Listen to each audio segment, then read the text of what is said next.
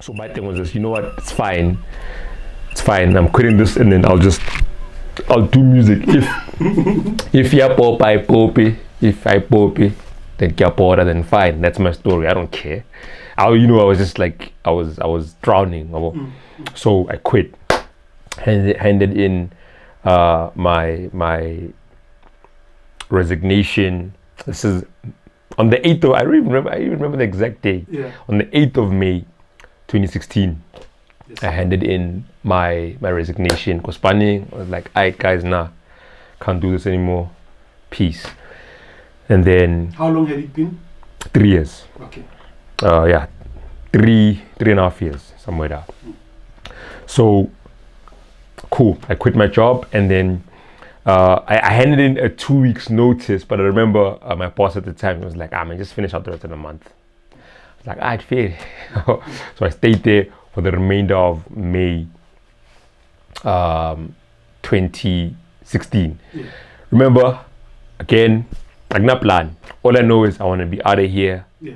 I want to be out of here so I can just let my work kill me, So this one time, so even like as I'm serving my notice, in between, like on my off days, I work on some music, stuff like that. So what happened was, on one of those off days, I had a recording session with MaSeven, right? Because at the time he was like one of my biggest collaborators. Even like if you can check my catalog, he's on like noted. 85% of the music I've done. So it was just one of those cases. We were making more music together, but then on that particular day, he's like, okay, I don't want to just come record my verse. There are some artists that I want to feature on the project that I'm working on, which was Havoc Loaded. Yes. So he's like, yeah, I'm gonna come through with Big Zulu and Anzo and Nubian Queen Masisi and Zwes Tornado. That's the Anzo I'm confusing with Enzo. Oh, pardon me. Pardon me. Yeah. Yeah. So so they come through his studio, and like we're talking about off camera about how sometimes cats write in studio. It was one of those sessions where they came through in studio, and then other cats had their verses ready, and then others decided, nah, I'm gonna write in studio while you guys are working. Just send us the beat, or listen to my headphones, and then just write while you guys are recording the other stuff. And then cool, we did that. So the other gents are busy writing, and then when we were done recording, the cats who did have their verses, now we're waiting for the guys to finish writing. Yes. So during that waiting, it's a Kenya nice too. It's like Bore. I'm like, okay, now while we're waiting for these guys, what should we do to keep ourselves entertained? Remember at the time I had a Samsung. I forgot what model it was, but it was a Samsung cell phone. And then I was like, because I remember seeing Cyphers on YouTube of my gents just rapping, and I was like, yeah, maybe I can do one of those, just for fun. So I tell the guys, my gents, I've got a beat here, I'll record the audio, and I'll just capture you on my phone and whatever, because they needed also something to like get the creative juices running somewhere. Cool. Switched on the camera, started recording, shot, and then I saved everything on my PC, finished recording the other music that day, sharp. The next day in the morning, because I had 2 consecutive off days from work. So this was on my first off day when we shot. On the second day, that's when I wake up. I'm like, okay, yesterday we shot a little something. Let me edit. And then as I'm editing, that's when in my head I'm like, okay, actually this is dope. I could turn this into a thing. Mara, I was still a bit skeptical. I wasn't sure if it was gonna work. So I'm like, okay, I'll drop this one, and then if people like it, then I will intentionally shoot a second one. And even the name Sotra Cyphers, I did not struggle. I didn't have a list of names. I just it's just like Sotra Cyphers, boom. First name I thought of, like call it that. edited. I even designed that ugly logo, the first ugly Sotra Cyphers logo. Designed that, and then I dropped it the next day, that episode, and I dropped it at work using the company's internet. Anyway. Yeah, you know, because at that point I was like, whatever, you know. So after editing and I exported, I'm like, what I spanning? Before I start work, I'm uploading this onto YouTube, and then I uploaded it, and the response was so dope, dog. Like, I was so happy. I was like, okay, if you can get me to 1,000 views, if you can get me to 1,000 views on this first episode, I'll give you a part 2. Yes. And then people were sharing that video, dog. They shared that first episode, they shared it. To this day, that episode is the most viewed on the channel. And you know, about solid, yeah. That club of cats you mentioned. Yeah. All of them have serious traction. So I think about 3 or 4 weeks, we finally hit the 1,000 views target. Yeah. And then when that happens, I was like, oh damn, we gotta drop a second one.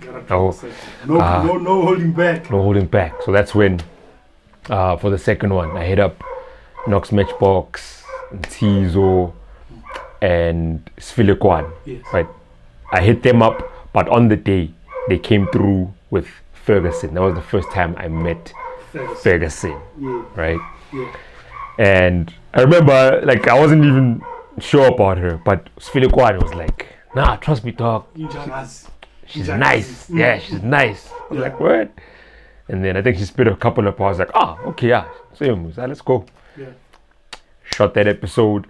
It's also the same day that we recorded Patiama Panzol as well. Yeah. But that's another story.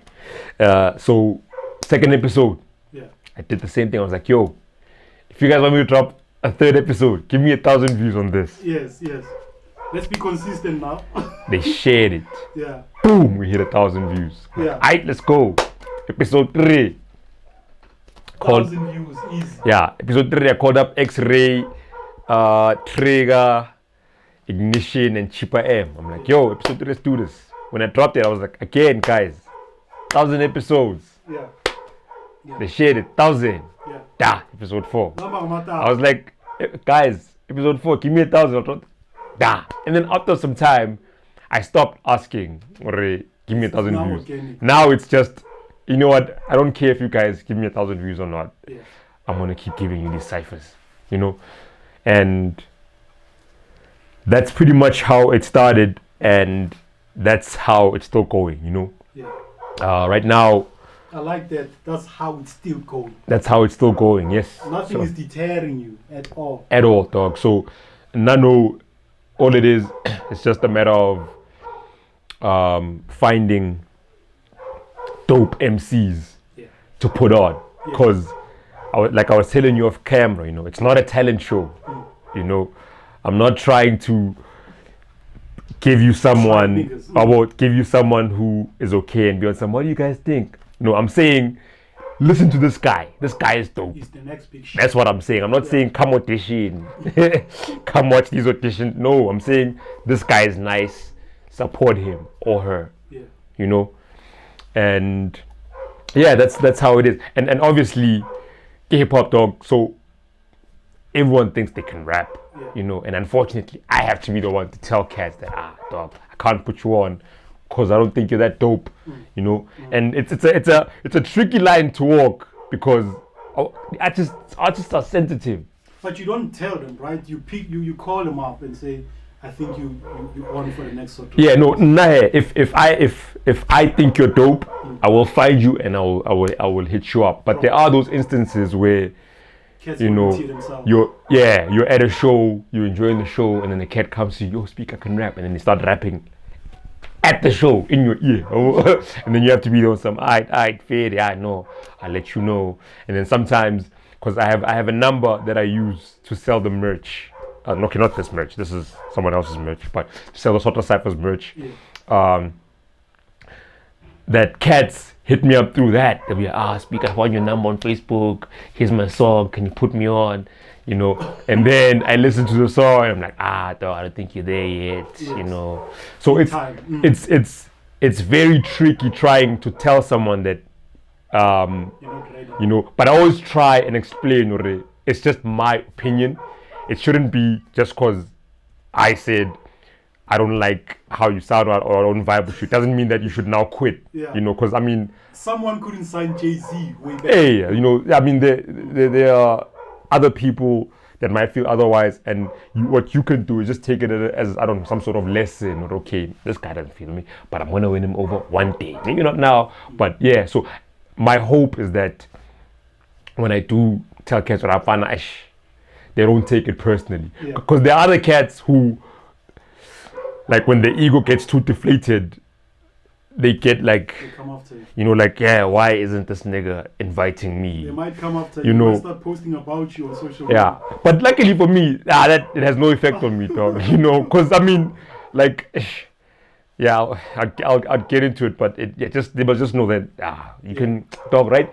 I encourage you to write a diss track about me if you, if you know, dog. The one thing I've seen about your work in Sotra Cyphers is it's giving a lot of youngins a launch pad or a springboard for their careers. So are there any cats that stand out for you from the ciphers themselves and say, okay, I've worked with so and so and so, and they've actually capitalized to this extent, and this is where they are now?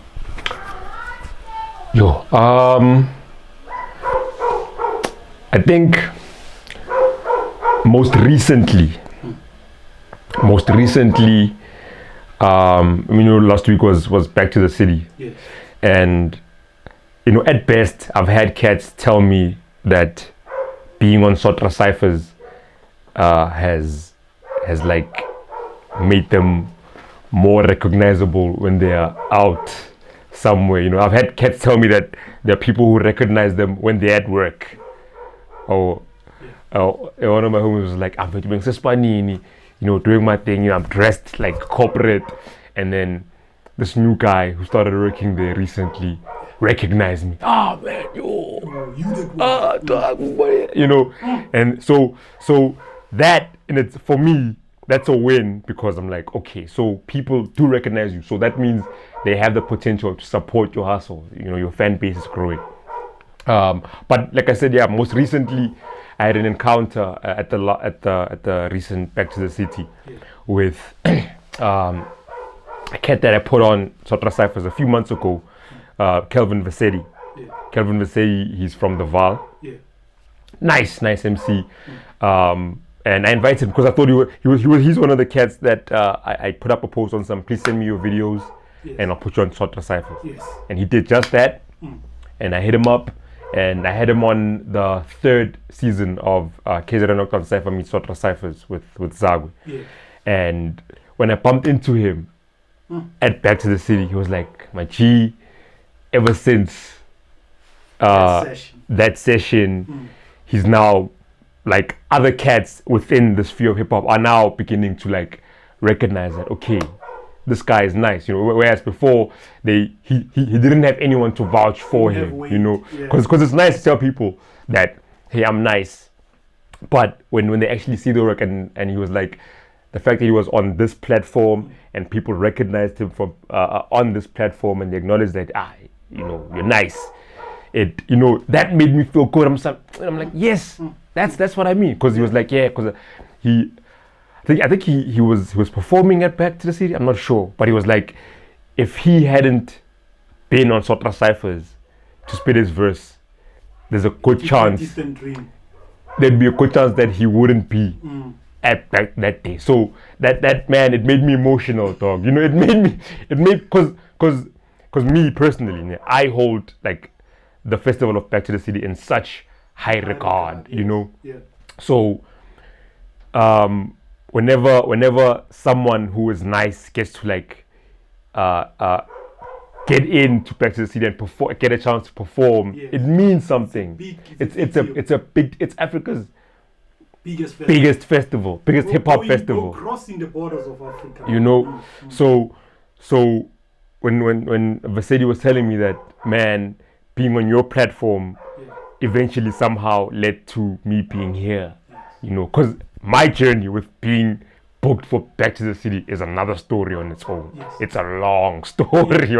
So the fact that I made that possible for him so quick, it made my day. So I'd like to think and hope that cats being on my platform, you know, it helps them further their careers in some way, and they don't have to, like, they shouldn't feel compelled or obliged to, I gotta go back to SPeeKa and give him 100K. You don't have to give me anything, dog. They have to come back and give you a fucking. Nah, they don't gotta.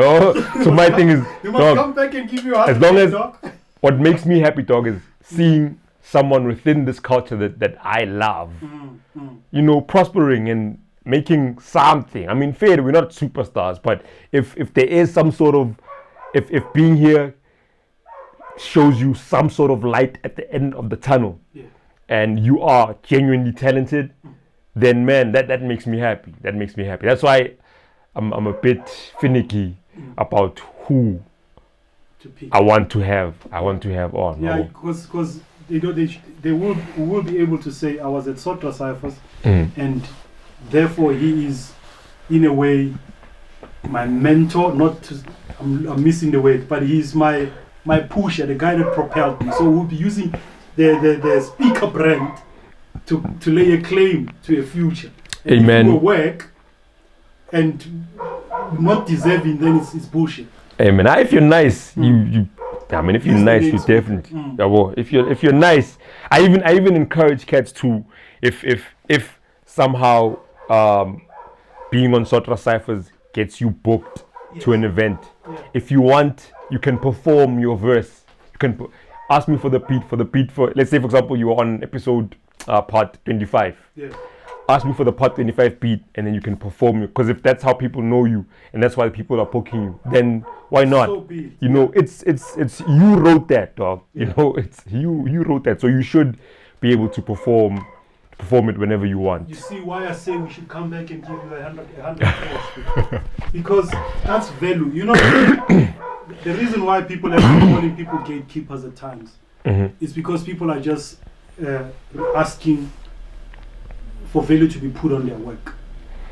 That's the story I was saying about Osmic. People starting to talk about Osmic. Osmic is probably doing the same thing you are doing and saying, Cat, you're not ready.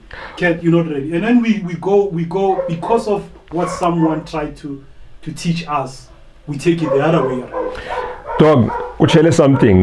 Nah, I don't I don't subscribe to the whole concept of gatekeepers. Yeah. You know? Yeah. I feel like labeling it gatekeeping, it sort of it makes us sound like we are feeling entitled to being put on just because we are dope.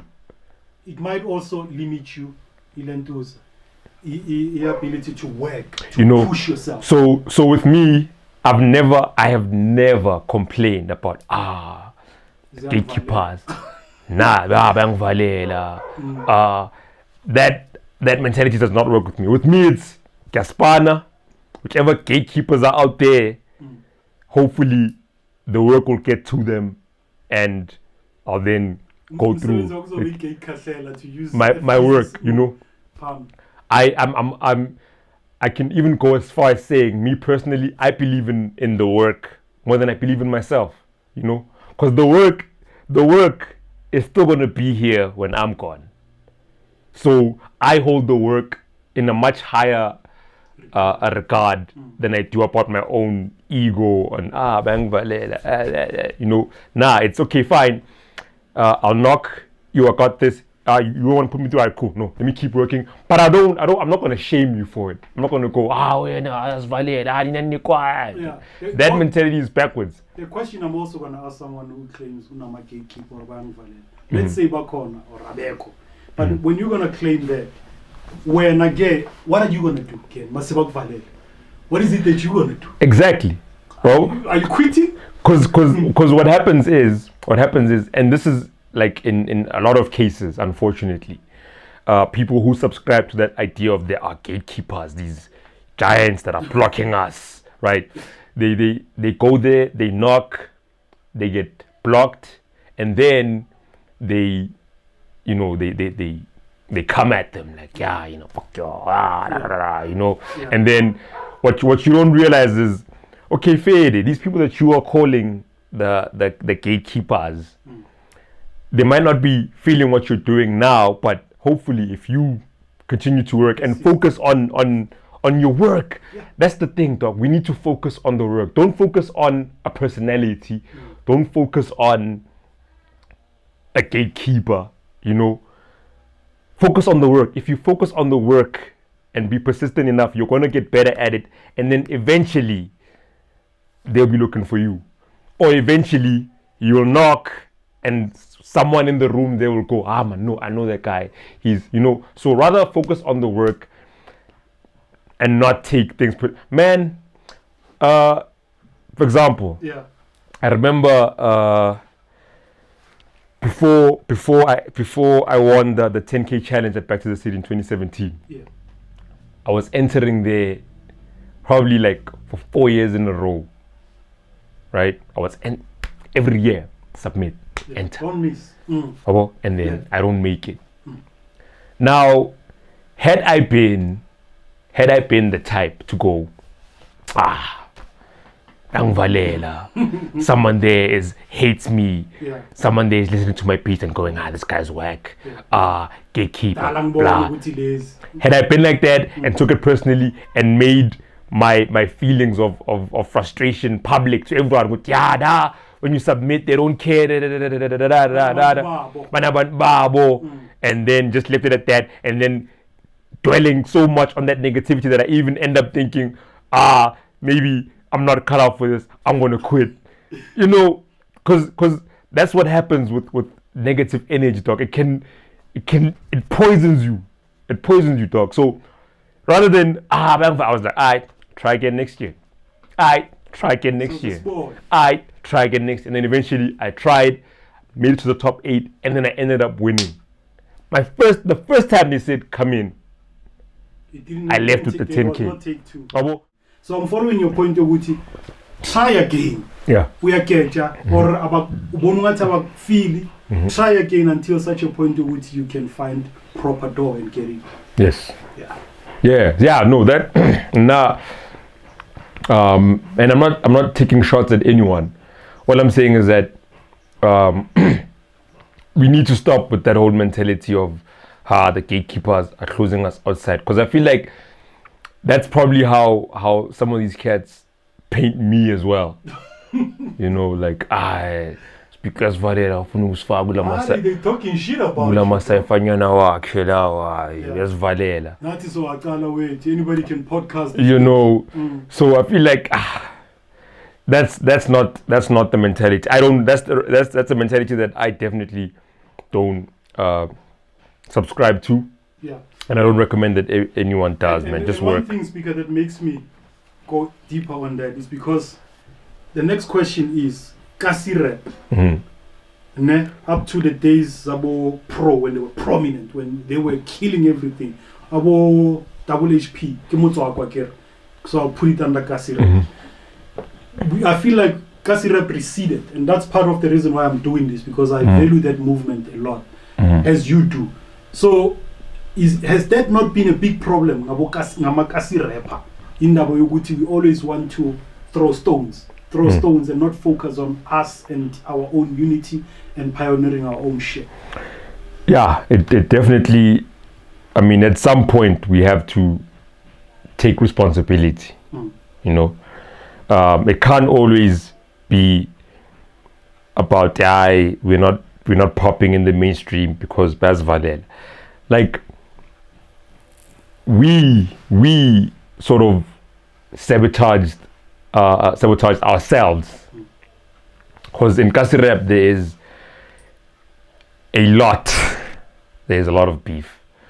There are a lot of conflicts amongst rappers, and other people within the sphere. And according to my understanding of it, it's mostly because of I don't know, man, egos maybe, cause with me, to you know, put myself as an example, I seldom entertain like negativity towards me, and unfortunately for rappers, because rappers are competitive by nature, man. So with them, if someone comes at you negatively, you have to respond with the negativity. You have to punch back and whatever.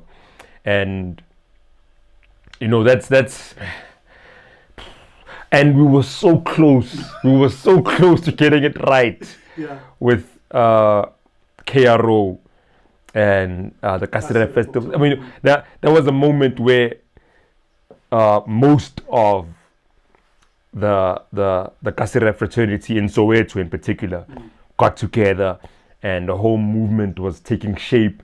And I remember we were attending meetings, and it was looking beautiful, you know. And then somehow it all collapsed. Did you kill KRO? Me? No. Nah, on you now. Nah. What happened, as far as you know? I honestly don't have all the answers to that. Because there was a brand. When I started Googling the cats for my show and looking for their pictures so I can get templates, KRO popped up. Like I thought, okay, so KRO is happening. When I meet Don Versaty, he tells me no, it's no more. Like, dog, KRO had the potential of being like an annual event. Mufftown Heights, back to the city. It had that potential. If we got it right. And I'm not putting blame on anyone. It could be argued in one way or another that Linda, I'm part of why it collapsed somehow. I mean, if you're to really dissect it, you probably put me in its collapse. Their own reasons. You know?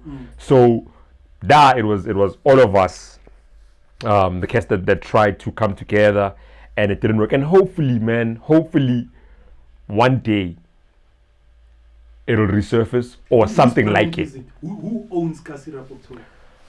I don't know. I don't know. Because I want to buy it, SPeeKa. I want to buy it, and I want to use the exact same name. When I say I want to buy it, I don't mean which I have the money. You know what I'm saying? I mean, I want to see such things as such. Because there's a guy who told me that, I'm not sure if we've seen people, says 5 people. One lady bought 5 sweaters, the KRO, had a go when they were selling the t-shirts, trying to organize the event. And that's how excited people were about KRO. So when I say buy it, I mean, I want to be part of its revival. Even if I do it alone, I want to do it alone because it's a brand. I so much believe in Sotra Cyphers as a brand, Back to the City as a brand, Mufftown Heights as a brand, that you can't shake them. Even if even if I'm a for a week or for a year, but you can't necessarily tear them down. So if you're trying to do something SOH, it's gonna be KRO. If you're trying to do it for Kahle, it doesn't have to be KRO, because I can't tell you exactly who owns it. Yeah. And I'm not gonna even try and throw in names because I don't wanna mess around and offend people. Why am I Jimmy? So I'd rather not mention it. You know, So what I would say to you, dog, is come up with your own thing. Come up with your own thing, and then tell us how we can help, and those who can help will help. You know, that's the best way, as opposed to trying. Yeah, because now you wanna take it over, and then the original members will come when it's now at its peak, and they're like, now, yes, you know. So rather, it's best to just create your own lane and fly. Yeah, Kahle at its peak. You're saying we were so close. Never mind with KRO, but which means if you guys eventually came up with the concept of KRO, it means you already felt whatever it takes, this thing is about to blow. So what could have been the contributing factor aside from Mama Beef and the KRO movement falling off? What could have been the one significant thing, or what is the main significant thing today that's making Kahle slow to to take over like Amapiano team, for instance? Oh, damn. That is a difficult question. The fate of KRO cannot stop Kasira. Amabeef cannot stop. Fergason bakona, MaSeven bakona, Easy bakona. There's a litany of talent. You are testimony. You have them here every time.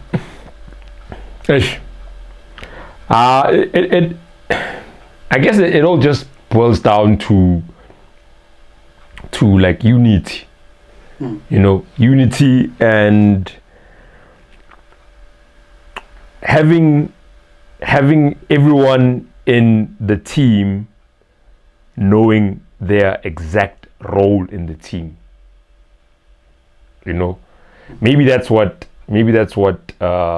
collapsed. Maybe that was part of the reason, but honestly, I can't pin it to one particular person. You would have to speak to them directly, because I mean, as much as I was championing KRO, I wasn't one of the main runners. I'm not really trying to stick to KRO. I'm sticking to Kasirap as a movement. Kasirap as a movement. Maybe collaborations. If we tried, and I'm talking more like the smaller, like Soweto Kasirap scene, you know, K1 Kasirap scene, Val Kasirap scene. Yes. Because as much as it's all different hoods, if there would be more engagement with each other, it would be very beneficial. Yeah. And the cool thing is that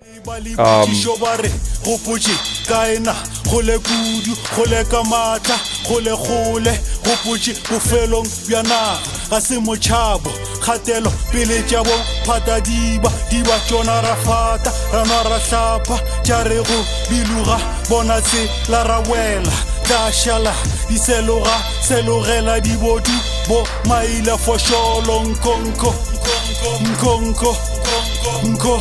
bule le piko le putu afite, bule le piko di mamatane. F all the street talk, F all the street walk, me about it, baby man. I ain't blinded by the street lights, living the street.